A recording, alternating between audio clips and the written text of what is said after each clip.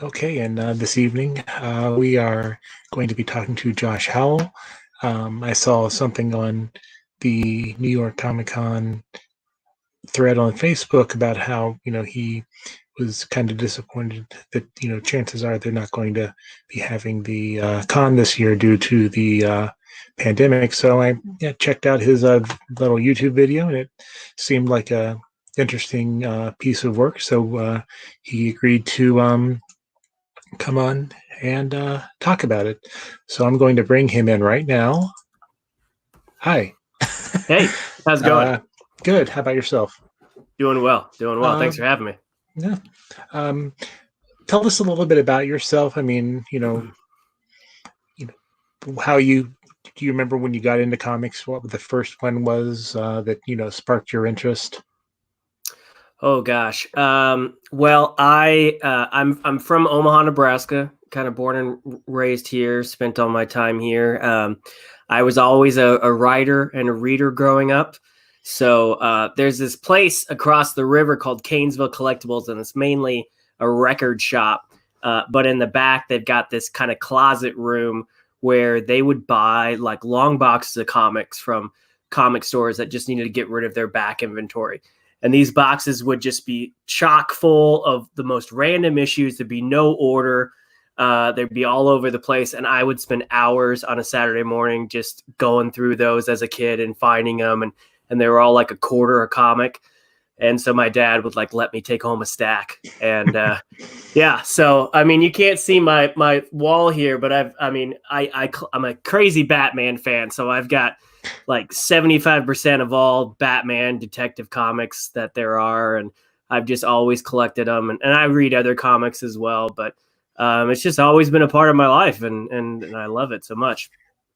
I think when I saw the video that you posted in the New York Comic Con thread, the first thing I noticed was your big library of Batman books. I'm a Batman fan too, so there you go. Yeah, well, those are a bunch of custom binds. I've got my individual issues downstairs in some filing cabinets, but I like to take the trades and then bind them in custom like hardbound books and make my own covers for them and stuff like that. So that's what all of those were. But everybody always sees those and figures I'm not a Marvel fan, but the Marvel books are just on the other side. So yeah, I read all kinds of comics. So being a Batman fan, do you have a favorite creative team, favorite story? Well, Run. I mean, yeah, Long Halloween it's hard to beat that stuff. I mean, I remember reading that when I was young and just being amazed on how intricate it was and how amazing it was. And then when I was in high school, Batman Hush came out. And, Jim Lee was bringing his talents over to DC, and it was glorious visual. And then they were bringing in all the Rogue Gallery and the Hush character and, those runs. And then, of course, the original death of Jason Todd with the voting issue and everything. That was a crazy time in my life. So, yeah. I could go on and on and on for Batman. It's something I could talk about pretty easily. So before I brought you in, I made the mention that you had posted a video in the one of the New York Comic Con threads about how this New York is a big show for you, and how chances are that it's not going to happen this year, and you were just kind of reaching out to probably people that would see you at the show anyway, about what do you have. Tell me a little bit about your experience with New York City Comic Con.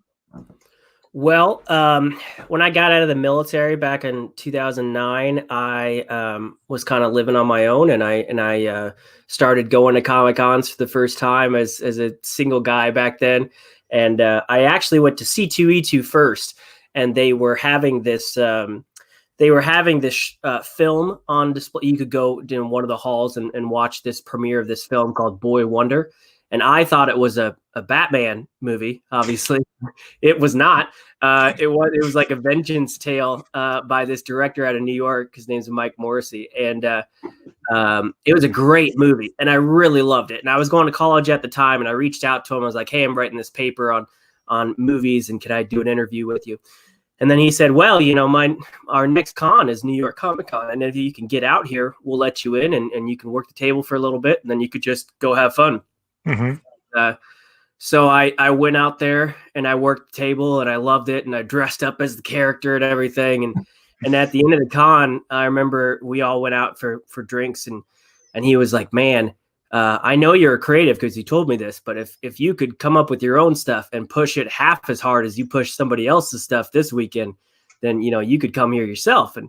And that kind of really inspired me. And I've always been a writer, but I never really finished any projects.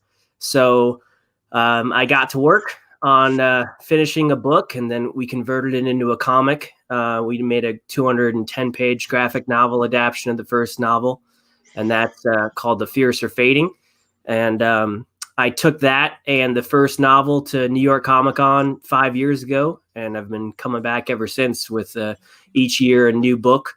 So that's kind of my New York Comic Con's kind of my goal, is to have the new book done by the next New York Comic Con and debut it there. And just been in the small press booth ever since. And it's definitely the biggest con I go to every year, and it's the busiest, and it's the most expensive for me, at least, to go there and set up there. But it's a whole lot of fun. Yeah. So before we get into the stuff you've written, are there any writers that have influenced your writing, or you to not really copy but maybe emulate? Oh, sure. I mean, I've read so much. I actually used to get in trouble in school for reading above my grade level, just because I'll tell you a quick story. When I was in high school, I was a sophomore in high school, and there was a senior AP class, and the AP classes can read the banned books that nobody else can read. And I remember I saw this book that a senior had called The Power of One, and it was a really, really great book, and I really wanted to read it. So I went to the teacher and was like, hey, I saw that your class is reading this. Can I borrow a copy? And she just said no. And she didn't explain it to me, like why, and the books are banned other than that class. So I ended up stealing a copy of that book from a senior that I knew wasn't paying attention to his book bag. And I read it in a week, and I turned it into that teacher with a note that says, nobody tells me what I can and cannot read, and I'll probably never end up in your class anyway. And she sent that note to my sophomore English teacher, and my sophomore English teacher pulled me aside, and he's like, this is a very well-written note, and you should be in the above English class, not mine. And then I ended up being in that senior class. I was in there for junior year, and then I was in there for senior year, and she became like my favorite teacher, and I was a good student of hers. So I've always read a lot. Stephen King, Justin Cronin, Frank Peretti. I have a massive library of books that aren't comics, and Star Wars books I love, like the Timothy Zahn books and stuff like that. I mean, I read all kinds of stuff, just, as long as it keeps me entertained, I'll read it. Oh. Okay, well, let's get into your graphic novel. I'm sorry, it's the let me just pull it up. The Fierce Are Fading. Can you kind of give us a first off, to start with, like an overview, elevator pitch of what the book is? Sure. Well, The Fierce Are Fading. It's a sci-fi horror graphic novel. One of my favorite reviews from a reader was that it was X-Files with monsters instead of aliens. And I always love that, because she was young, and clearly she'd never seen X-Files, because there's plenty of monsters in X-Files, not just aliens. But I appreciated the compliment, and I've kept it with me ever since. But it's all about Riley Harper. You see her on the cover there. She and her partner are tracking down this serial killer, and things go wrong, and her partner goes missing. And the more she looks for him, the more crazy stuff happens around her. Secret societies and assassins and monsters and teleportation and all that crazy fun stuff. So it just kind of blows up, and the deeper she goes, the bigger it gets. And that's the elevator pitch.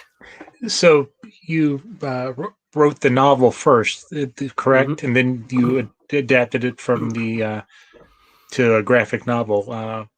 Well, actually, I started with the novel first, and I couldn't finish it. It was something that was in my head for a long time, and I was workshopping it, and someone was like, "You love comics so much. Why don't you switch formats and write it in a comic form and script form?" Okay. And so we did that, and that kind of forced me to look at it from a very different angle. And then once we finished the comic, then I went back and finished the book. So the novel is kind of like the extended director's cut of the comic. We made the comic to be kind of a one and done because I didn't know if I could afford the artist the second time. So you could read the comic and then you could read the book and find more things in the book and kind of an alternate ending that allowed for sequels down the line. And who's the artist on the book, and how did you get connected with them? Well, I can't draw to save my life. I've tried so many workarounds, but I can't. I just can't do it. There used to be a thing called 24-hour comic day that was in like the fall, and you could go to your comic shop from like 10 in the morning on a Saturday till 10 in the morning on a Sunday and try to come up with the 24-page comic. And I was trying to do that for like the first chapter of this book, and I created like a mock-up template of it, and then I used that to look for local artists. And I kept on having issues finding artists that I vibed with. I'd be like, I'd tell them, okay, this page has a girl tied up to a chair with a bag on her head, and they would send me back somebody that was either naked or like in a bikini, and like boobs would be all over the place. And I was like, that's not really what I asked for. So I went online. There's a couple like artist author connecting pages on Facebook, and I found Ilaria. She's over in Italy. She was doing a lot of one-page commission work for people. Mm-hmm. She'd never done like a full-on comic or anything, connected.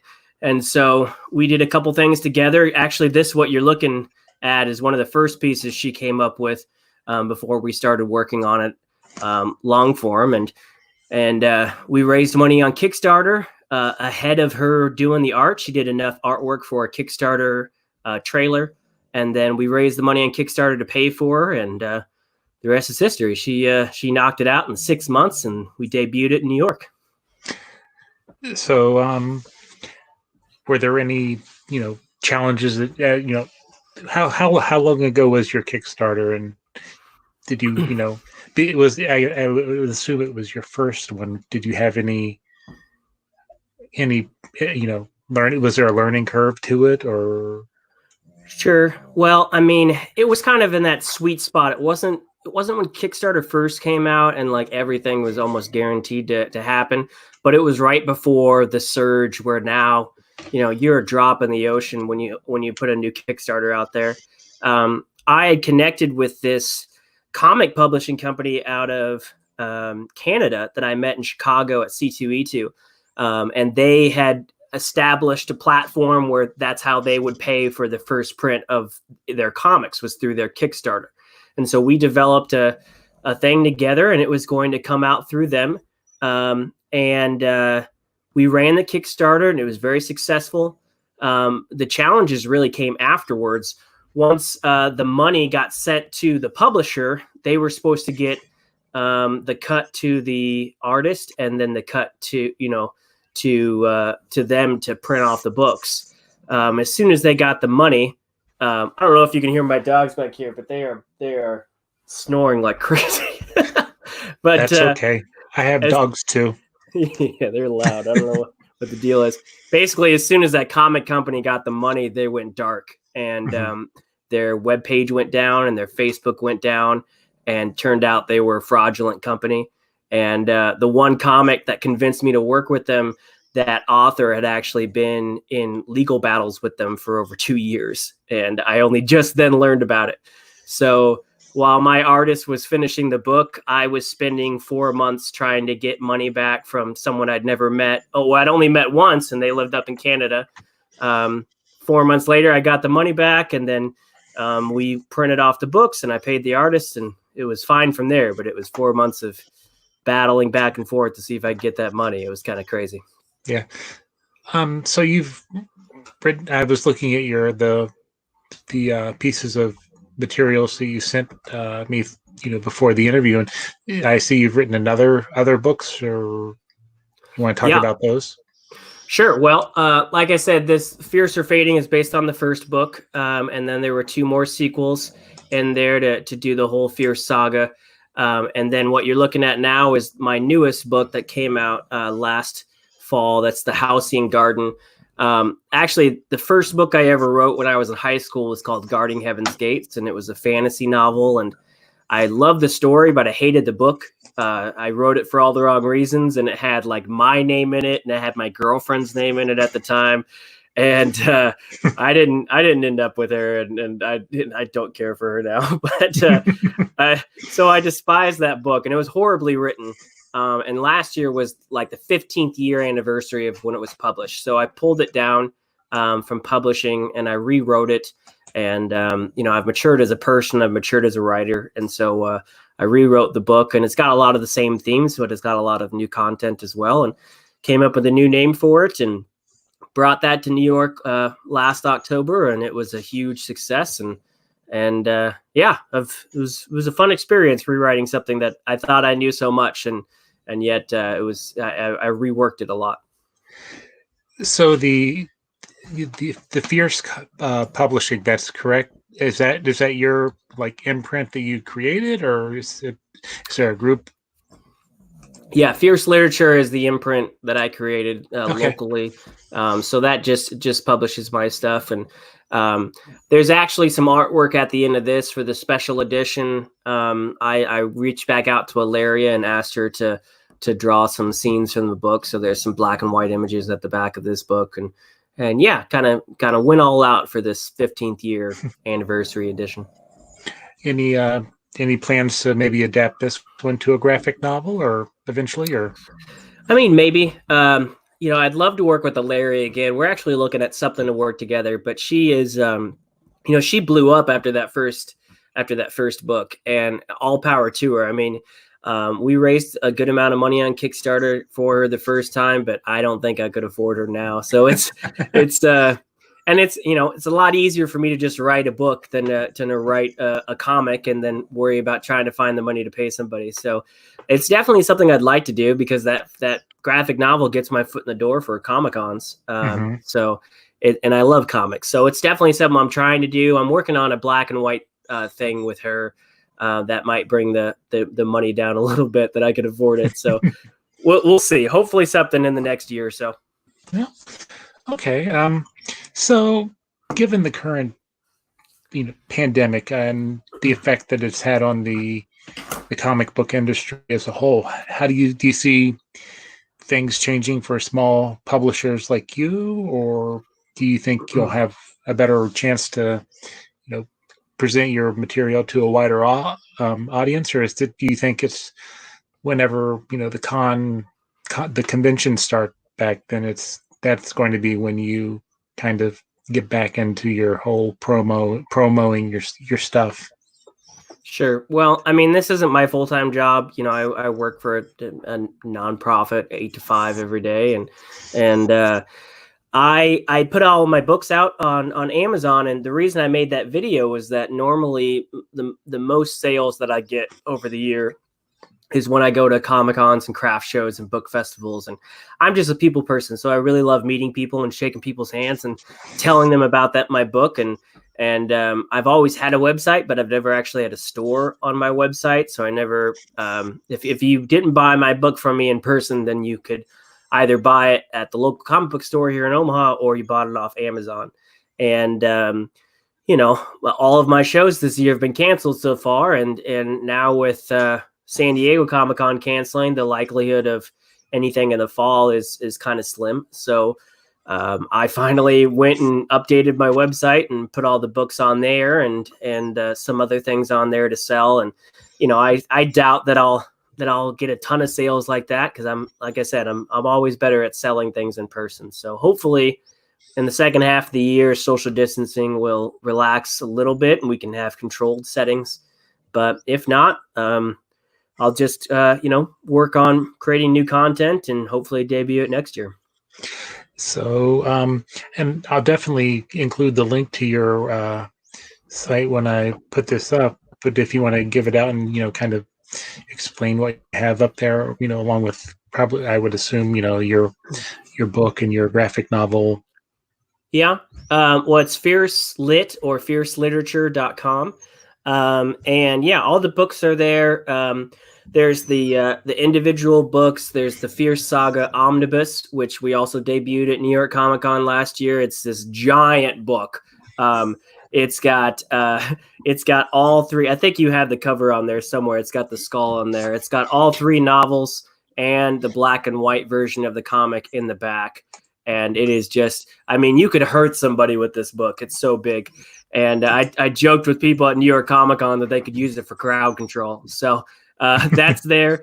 Some other book bundles. I also made these felt monsters since my books aren't really kid friendly. I was going to a lot of Comic Cons and I had nothing at my booth to sell to kids. So I was making these cute little felt versions of the monsters in the book, and those hit it off. Sci-Fi Wire actually said it was one of the best indie toys at New York Comic Con a couple years ago. So that was kind of cool. They featured it on their website. So those are on there. And then I've also been making some face masks for some friends of mine, Batman and Frozen and Wonder Woman face masks. And so I put those on there as well. So, I mean, if you had the opportunity, would you, what character would you like to write for one of the, let's say, one of the major publishers? I'm going to assume Batman would be one of them. I mean, yeah. I met Scott Snyder back before he started writing for the main properties of Batman, right when Gates of Gotham came out, and I got a chat with him back then because I mean he wasn't as big as he is now. I mean he could walk down the aisle and people wouldn't notice him, and I remember chatting with him and telling him how inspired I was by Gates of Gotham and how it was a great story. And then he told me then about how he was about to come out. It was about to come out that he was going to write for Batman, and he was sharing me some of the panels with him. He actually had them in a case, and so yeah. I mean, I would love to write for anything in the Batman universe or just anything really. I think there's every story that you think's been overdone. There's always a fresh take. There's always something else that you could do to it. And as long as you take your time and research the character, then you could probably come up with something new and something fresh while paying homage to the legacy of the character. So I'd love to get a shot at whatever, honestly. Yeah. Is there anything else that you want to talk about that maybe I didn't ask about that you wanted to put out there? No, I'm like I said, I'm a people person, so I like meeting people, and I like talking nerd. When I'm not working, I'm actually on a podcast called Nerf Herders Assemble, and we have a audio podcast that records twice a week, and then we also do some video stuff.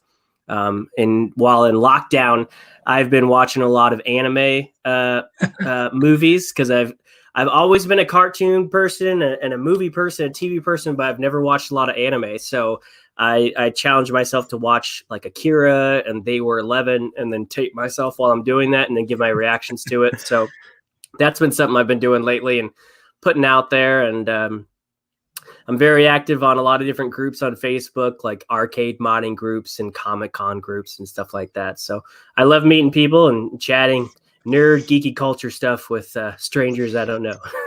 Well, if you'd want to send me the link for the Star Wars podcast, and I can include that in the show notes. For sure. We've been going over Clone Wars because I've never watched the Clone Wars show, and that was another thing I started binging lately. So I just finished season 4 and I'm trying to get there because I heard that the finale is fantastic. So, yeah. I'm glad that what is it, Rise of Skywalker is finally on Disney Plus because I never got to see it in the theater. So. Oh wow! Well, so you missed all the controversy then. Well, I missed all the controversy, but one of the crossword games I play on my phone kind of ruined, I think, the spoiler. That's terrible. That's a terrible way to be I spoiled. know. Crossword game. Oh my gosh. Yeah. Palpatine? What? That's so crazy. Yeah. But Wow. well, maybe, I mean, next time, I'm at the comic at New York and you're in New York, definitely we'll have to meet up in person, and we'll definitely chat again. And anytime you'd like to, if you have anything you'd like to promote, then you're always welcome to come and talk about it. And Yeah. so again, thank you for taking the time out of your evening, and stay healthy, stay safe, all that good stuff. Yeah, you as well. Well, thanks so much for having me. I love meeting new people and chatting about stuff. So yeah, it's been fun. And again, the small press area is one of those. I try to hit some of those places, but usually it's just, well, how crazy New York Yeah. is. So Well, I mean, it's a 4-day con. They pack tens of thousands of people into that place, and I try to get there 2 hours early each day so I can walk the floor when no one's there and try to find things. But I mean, you could walk that place all day for 4 days and still miss things. So yeah. unless you're trying to find me specifically, you might not ever see me, but I tend to engage with as many people as I can. So if you're around, I'll grab you somehow. well, if I'm there and you're there, then I'll definitely keep an eye out for you. Absolutely, absolutely. All right. Well, thanks again for taking the time, and look forward to hearing more about stuff you're working on. Yeah, thanks for having me. All right. Take care. See ya.